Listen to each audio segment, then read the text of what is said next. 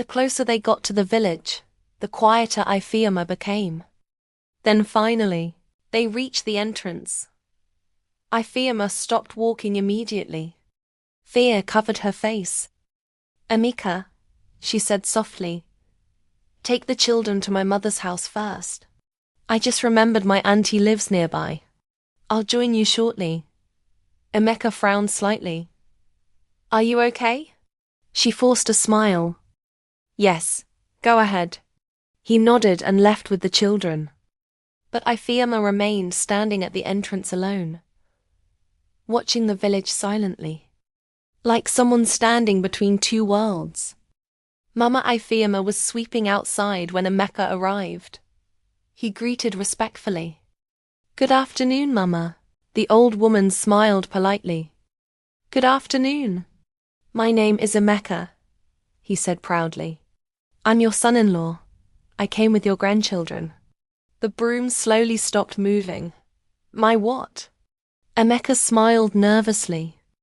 "Your daughter asked me to bring them ahead while she greeted someone nearby." The old woman frowned. "My daughter?" "Yes, IFEOMA." The broom fell from her hands instantly. Silence filled the compound. Then slowly she whispered, "My daughter died 7 years ago." Emeka laughed weakly. "No, she's alive." Without another word, the old woman grabbed his arm tightly. "Come with me." She led him toward the cemetery at the edge of the village. The wind grew colder with every step. Finally, she stopped before an old grave. "Read it." Emeka looked down and froze. IFEOMA Nwasu, gone too soon.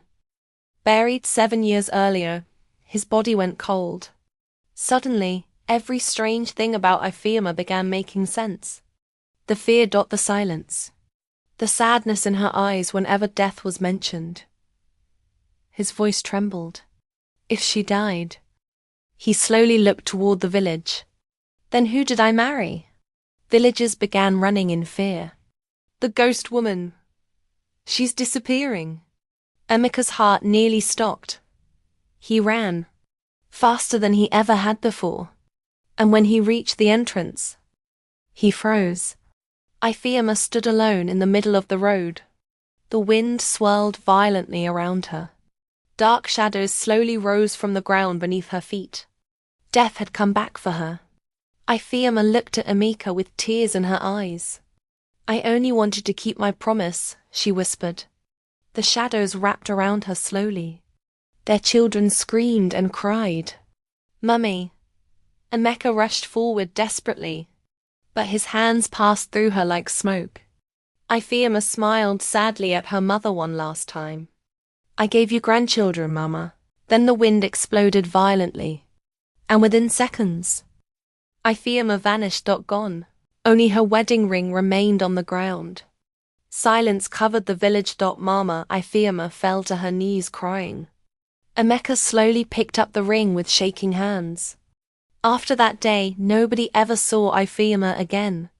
But sometimes, late at night, villagers claimed they still saw a woman dressed in white standing near the Forbidden Forest Road, watching silently before disappearing into the darkness. And deep inside the old shrine, the candles never lit again.